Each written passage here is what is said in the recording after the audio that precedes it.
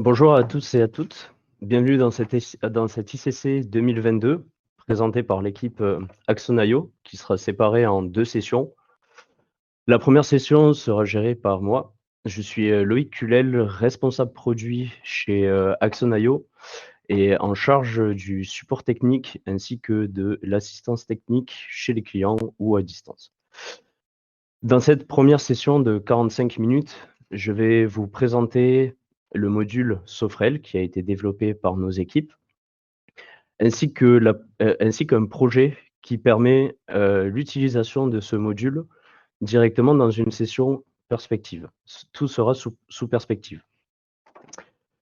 Je vais vous partager l'écran.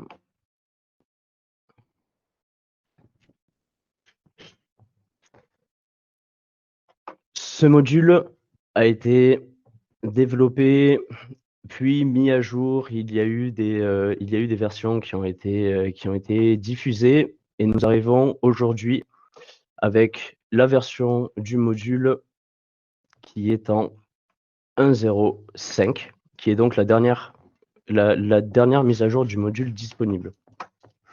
L'installation de ce module se fait comme l'installation de n'importe quel module sur la gateway, un fichier MODL qui peut être installé directement dans la partie configuration de votre gateway. Et ensuite, quand ce module Sofrel est installé, vous avez automatiquement dans la partie configuration, vous avez automatiquement une partie Sofrel et réglage qui apparaît. Cette partie configuration de Sofrel, du module Sofrel, va vous permettre de renseigner plusieurs paramètres qui vont servir à l'utilisation de ce module. Les premiers paramètres vont être les dossiers du tag provider, le dossier du tag provider dans lequel seront enregistrées toutes les informations, toutes les voies, tous les tags représentant les postes locaux Sofrel. Vous pouvez activer l'historisation. Il y a un principe d'historisation, de récupération d'historisation, de récupération des alarmes historiques générées automatiquement par les équipements Sofrel. Vous avez toute une partie TLS qui permet de gérer l'implémentation de certificats pour faire de la communication encryptée. Et ensuite, vous avez d'autres propriétés qui permettent notamment, quand vous passez en lecture temps réel, de varier ce temps de lecture. Ce module permet la connexion à différents équipements Sofrel, notamment les S4 et les S5. Pour les S4TH, il y a une communication encryptée qui peut être réalisée. Donc, il faut insérer des certificats. Ça sera dans cette partie-là, dans la partie certificats, que vous pourrez importer tous les certificats qui vous seront ensuite utiles dans la partie TLS pour générer vos connexions. Quand tout ce réglage-là est fait, nous avons développé une application qui permet l'utilisation de ce module d'une manière simple et facile pour l'utilisateur. C'est un modèle souche, c'est un modèle applicatif sous perspective qui va permettre d'exploiter toutes les fonctionnalités du module. À savoir, ce module-là va permettre plusieurs choses. Il va permettre de se connecter à des postes locaux, comme ça a été dit. Il va permettre de browser toutes les variables de différents postes locaux, de récupérer toutes les informations de voix, de récupérer des informations concernant les équipements. Ce module va permettre de récupérer tous les historiques et tous les historiques d'alarme qui sont générés par le poste local. Donc l'équipement va générer des historiques, le module l'interroge à des cadences pour venir récupérer toutes ces informations-là. Je vais donc commencer la démonstration en ajoutant un premier poste local. Vous voyez, derrière moi, j'ai deux postes locaux. J'ai un S4 et un S5. On va donc réaliser la démonstration sur ces deux équipements-là. Je vais commencer par le S5. On renseigne toutes les informations relatives à son équipement. Pour celui-ci, je vais faire une connexion uniquement par mot de passe, donc en utilisant le port 502. Je renseigne les informations qui m'intéressent. Ici, je peux renseigner une synchronisation cron. Cette synchronisation cron permet de définir une cadence de récupération de toutes les valeurs dont j'ai parlé juste avant à une certaine cadence. Je vais le mettre à la minute. Mon type d'authentification en sécurisé. Je renseigne le mot de passe qui est attendu par l'équipement Sofrel et je crée mon poste local. En le créant, on voit qu'il n'y a aucune voix, qu'il n'y a absolument rien. Il est en train de se connecter et il est en train de lancer automatiquement la découverte. La découverte est maintenant terminée et tout ce que vous voyez ici, tout ce qui est présent dans cette table, c'est toutes les informations qui sont disponibles sur l'équipement Sofrel. À savoir que toutes les voix qui peuvent être récupérées sur votre équipement sont des voix qui sont configurables directement dans votre équipement. Toutes les voix peuvent ne pas être transmises. Dans cette table-là, il y a la récupération des valeurs. Si on est en temps réel, elles vont bouger dynamiquement. Si on est en principe d'interrogation ou si on clique sur la connexion, les valeurs se rafraîchiront que sur demande de l'utilisateur. Dans ce tableau, il y a une partie édition où nous pouvons modifier les valeurs qui ne sont pas en read-only, qui ne sont pas en lecture seule. Celles qui sont en lecture seule sont grisées. Nous pouvons modifier ces valeurs-là et ensuite contacter le poste local pour lui pousser toutes ces nouvelles valeurs. Ça, c'est la partie voix, la partie information du poste local. Ensuite, il y a une partie configuration qui renvoie deux parties.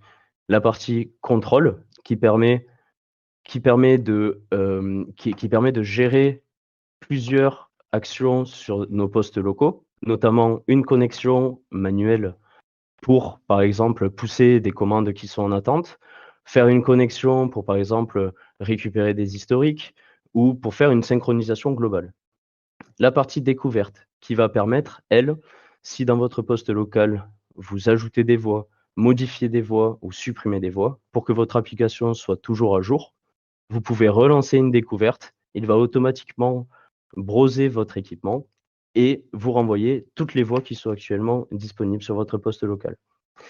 Il y a un principe de temps réel et d'envoi de commande immédiat. L'envoi de commande immédiat permet de ne pas passer par la connexion pour envoyer toutes les nouvelles valeurs que nous souhaitons renseigner. Le temps réel, lui, permet de lire toutes les valeurs sans avoir à cliquer sur le bouton connexion. Vous pouvez ensuite faire de la récupération d'historique, vous synchroniser avec votre poste local ou modifier la synchronisation cron. En dessous, vous avez plusieurs informations concernant l'état de votre poste.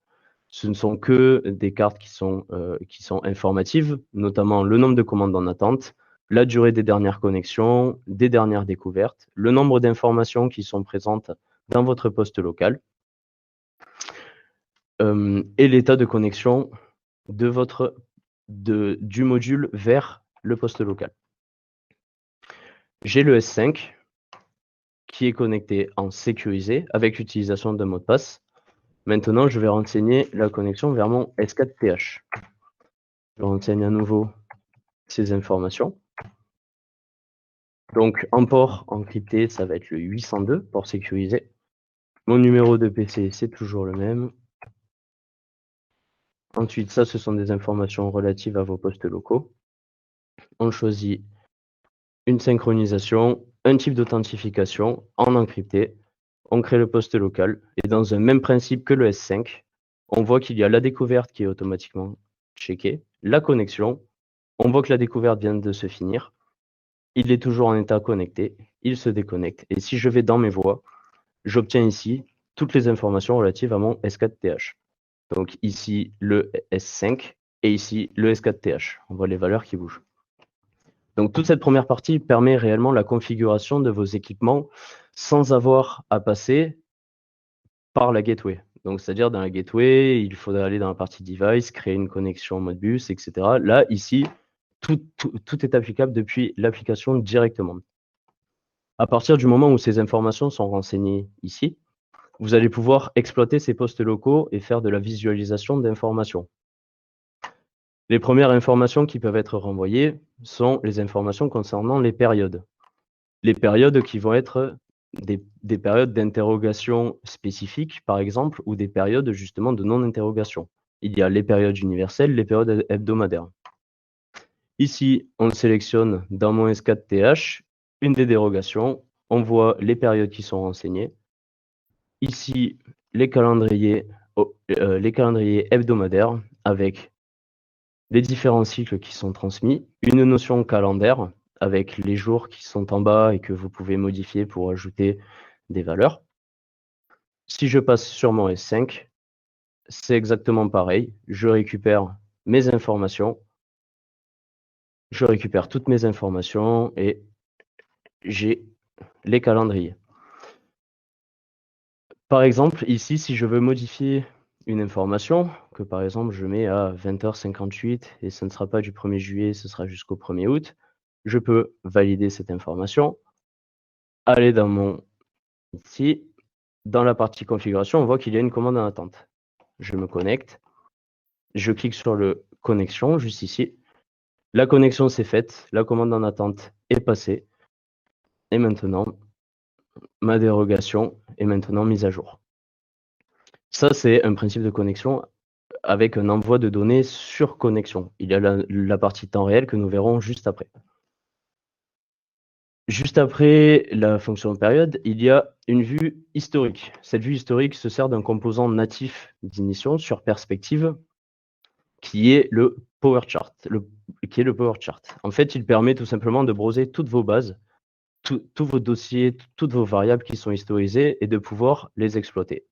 Par exemple, je récupère ma sonde extérieure, je l'ajoute. Ici, j'ai automatiquement mon graphe qui se dessine. Toutes ces valeurs-là sont bien évidemment les valeurs qui ont été enregistrées par votre poste local et récupérées via le module pour être poussées dans notre base de données interne.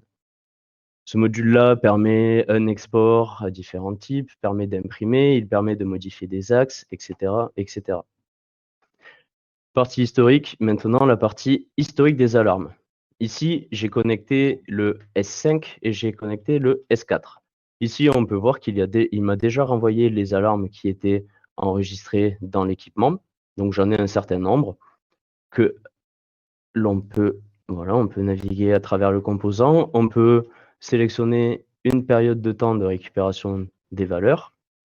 On peut filtrer, etc. Ça, c'est un composant natif aussi, c'est l'alarme journal table. Maintenant, et ce qui a été rajouté dans ce projet-là pour permettre une utilisation plus spécifique et beaucoup plus personnalisée de cette application, pour ne pas avoir à naviguer dans les menus de navigation pour visualiser les différentes informations, ou bien alors visualiser les informations de voie juste ici, nous avons mis en place une partie synoptique ici. La partie synoptique, elle va permettre à chaque utilisateur, spécifiquement, individuellement, de créer une vue que lui seul aura en fonction du poste local qu'il sélectionne, en fonction de son nom d'utilisateur et en fonction du nom de la vue qu'il va créer. Ici, par exemple, je n'ai pas de vue. On vient de le créer. Le S5, je vais donc créer une vue. J'arrive sur mon dashboard. Le dashboard a un principe de fonctionnement où vous passez en mode édition et ensuite, vous lui renseignez des tuiles, des templates que l'utilisateur va pouvoir exploiter et disposer sur tout son composant. C'est un composant natif d'initiation sous perspective. Ici, je vais par exemple ajouter l'historique des alarmes, à savoir que ça va être l'historique des alarmes associé à mon poste local S5. Je vais rajouter un historique des alarmes. Je vais renseigner un synoptique. Mon synoptique, lui, me permet de visualiser l'état de mon circuit, l'état des pompes et de la cuve, les différents seuils qui ont été renseignés, ainsi que des données purement informatives. Je décide de le mettre ici.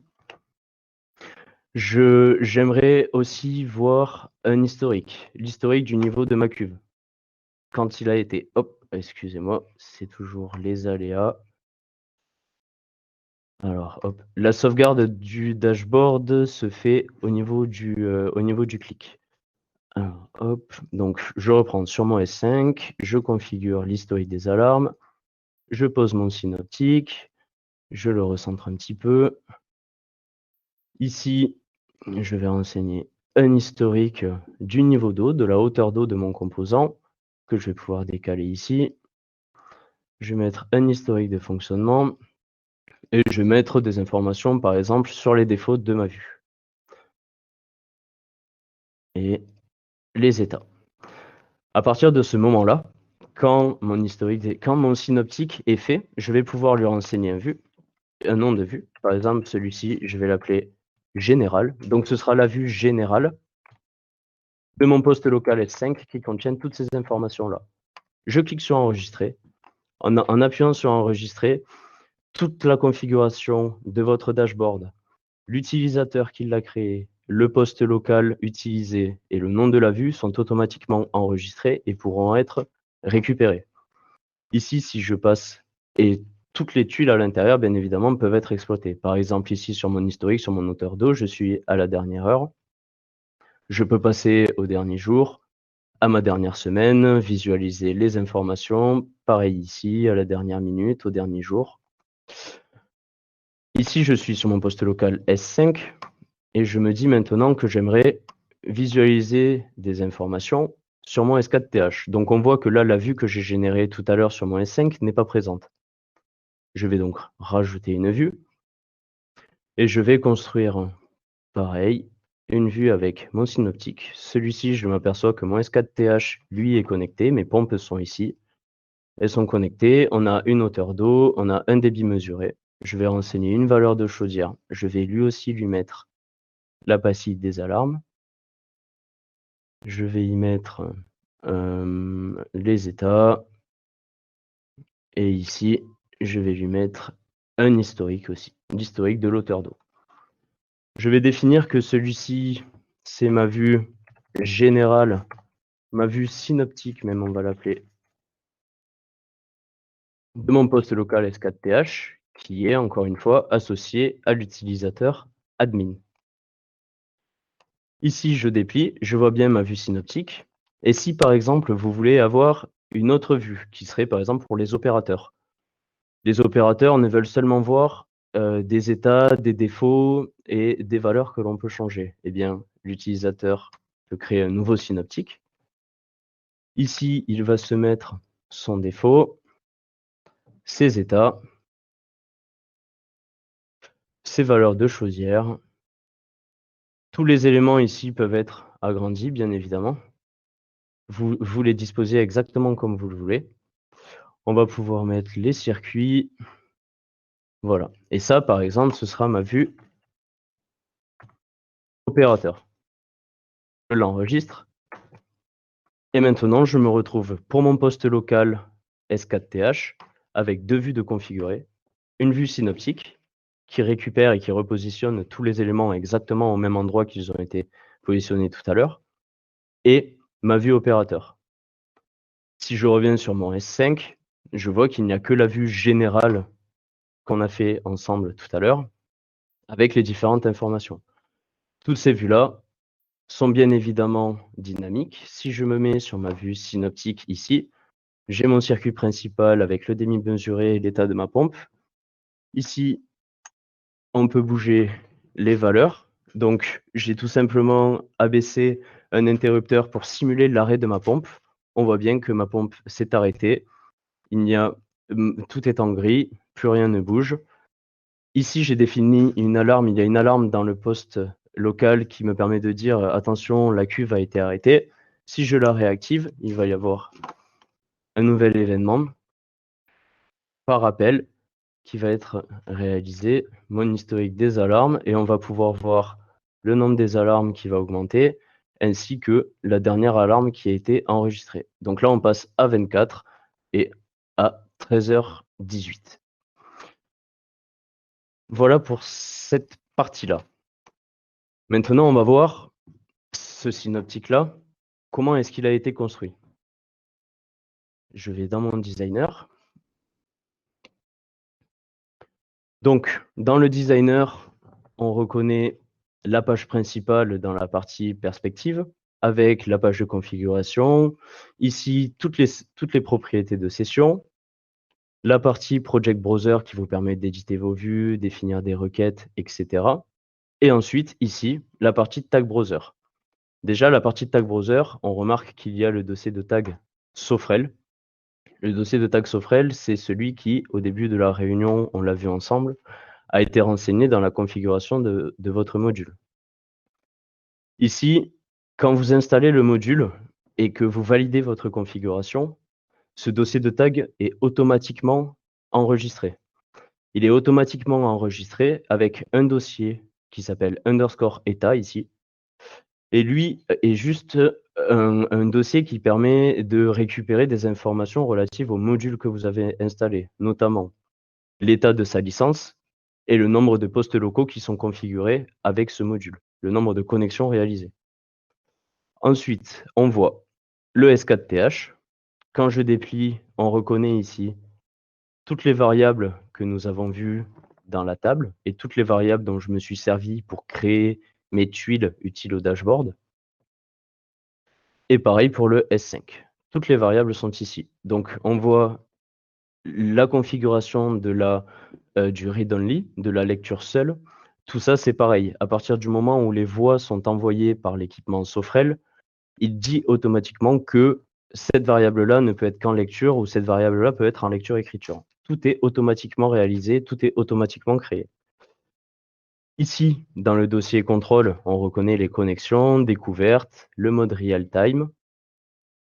Dans la partie état, les informations dans les petites pastilles juste en dessous de la partie contrôle. Et en fait, c'est tout simplement de ces valeurs-là dont on va se servir pour pouvoir construire toutes les tuiles utiles à notre dashboard. Maintenant, on va partir dans notre vue dashboard, juste ici, et voir sa configuration. Ici, dans le designer, on retrouve le composant du coup natif d'ignition utile à perspective, qui est le composant dashboard et qui permet, grâce à des tuiles, de constituer toute une vue comme on le souhaite. À sa droite, on voit toutes les propriétés.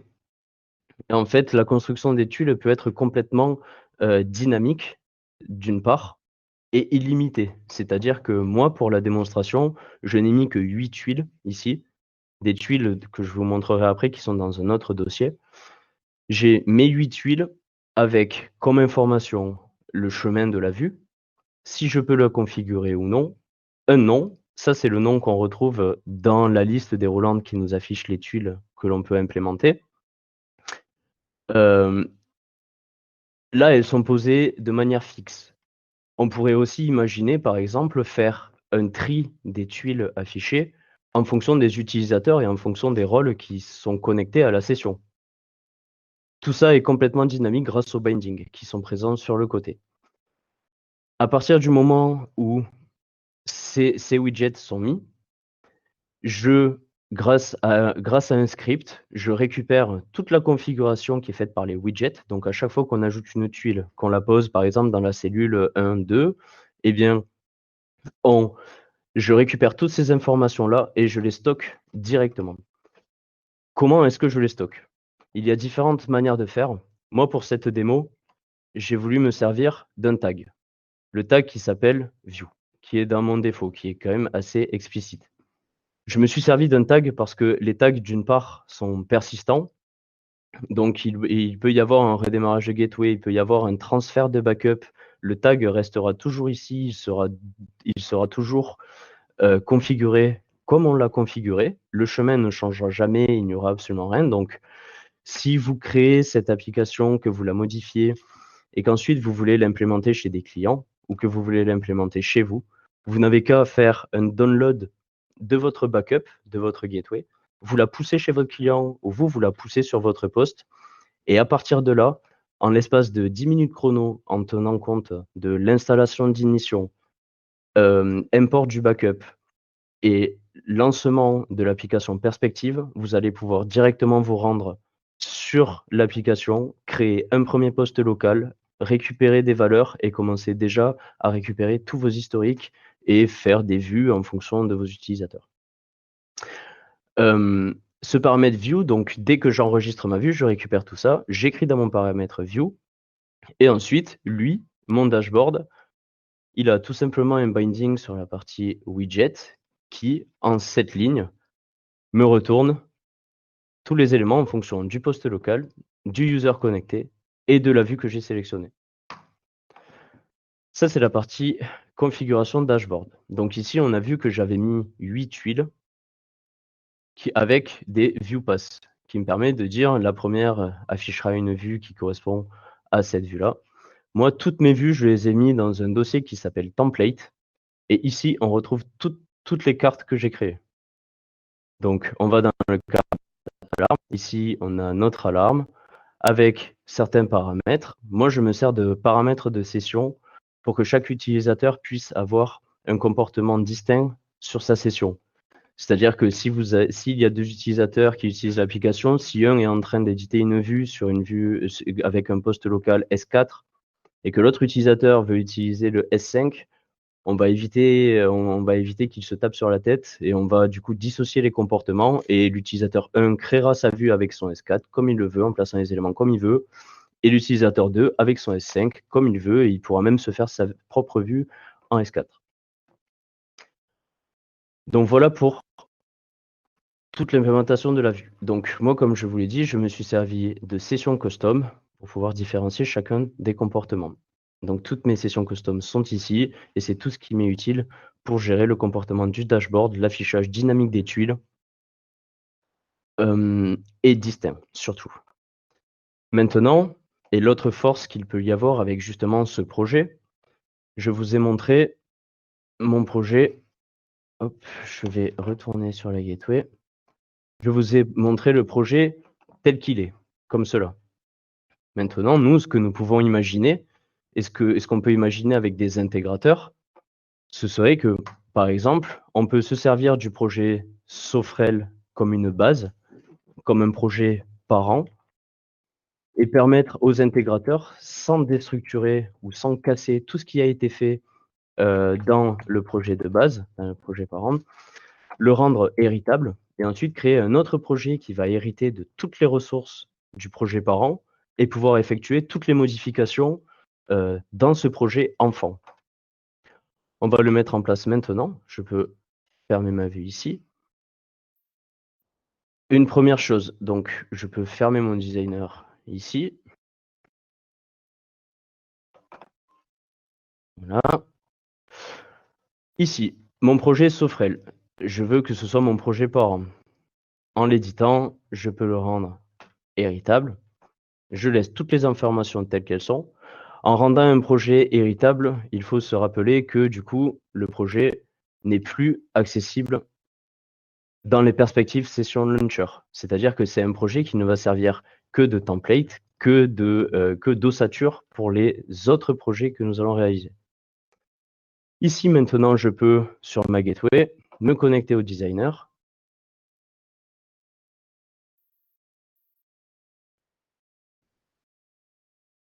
On va le laisser se connecter, récupérer les données. Voilà, je renseigne mes informations.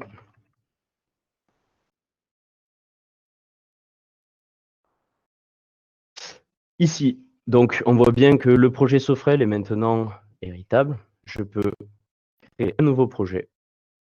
Je vais l'appeler mon projet Sofrel. Je vais lui dire que je veux que son parent projet soit le projet Sofrel, donc celui que nous avons utilisé. Et ici, il va automatiquement récupérer toutes les informations de son père. Je crée mon nouveau projet. Il me lance le designer.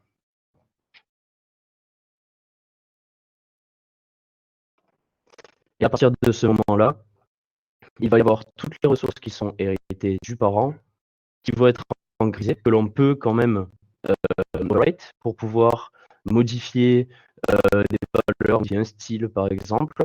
Mais on va aussi pouvoir exploiter ce projet-là dans un nouvel environnement, ajouter des vues, ajouter des tuiles, renseigner du script, etc. Tout ce qui est renseigné dans les projets enfants ne évidemment pas répercuté dans le projet parent, donc ne seront pas accessibles dans le projet parent. Donc là, je suis passé sur mon projet. Ici, j'ai toujours mon tag avec toutes mes vues. Si je vais dans le tag provider Sofrel, j'ai toujours toutes mes variables qui sont toujours connectées. Ici, dans la partie perspective, on voit que mes ressources sont overwrite, elles sont héritées de mon parent. Donc là, on voit toujours le composant dashboard.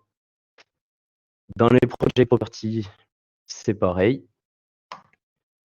Ici, on peut toujours overwrite une ressource juste pour s'assurer que tout soit bien, notamment l'identity provider, la base de données par défaut si elles sont utilisées par votre projet parent. Vous pouvez du coup faire overwrite et il récupère automatiquement toutes les ressources fournies par le parent. Maintenant, je viens dans ma gateway.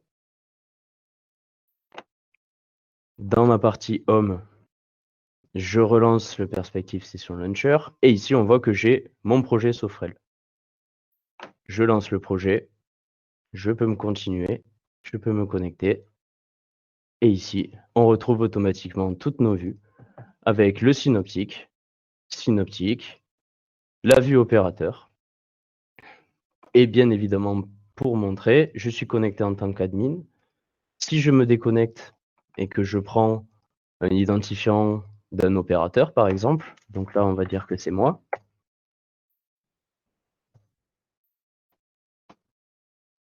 Je retombe exactement sur les mêmes informations. Je suis logué en tant que Loïc, donc dans ma vue synoptique, je ne vais avoir aucune vue. Et là, je vais pouvoir faire mes propres vues. Je vais en créer une. Voilà. Je vais mettre un circuit. Défaut. État. Un synoptique. Des valeurs de chaudière ici. Je me fais une vue complète avec tous les éléments que j'ai mis. Une valeur historique. Et en quelques clics, toute mon application, toute ma vue est générée. Je l'appelle vue générale. J'enregistre et ma vue est créée avec l'utilisateur Loïc. Voilà pour cette démonstration. Ce projet-là, ce projet socle, est automatiquement fourni avec le module ou disponible sur notre site. Et pour rappel, ce n'est vraiment qu'une ossature, donc on vous fournit les premiers outils et ensuite libre à vous de changer absolument tout ce que vous souhaitez pour le faire coïncider avec ce que vous avez.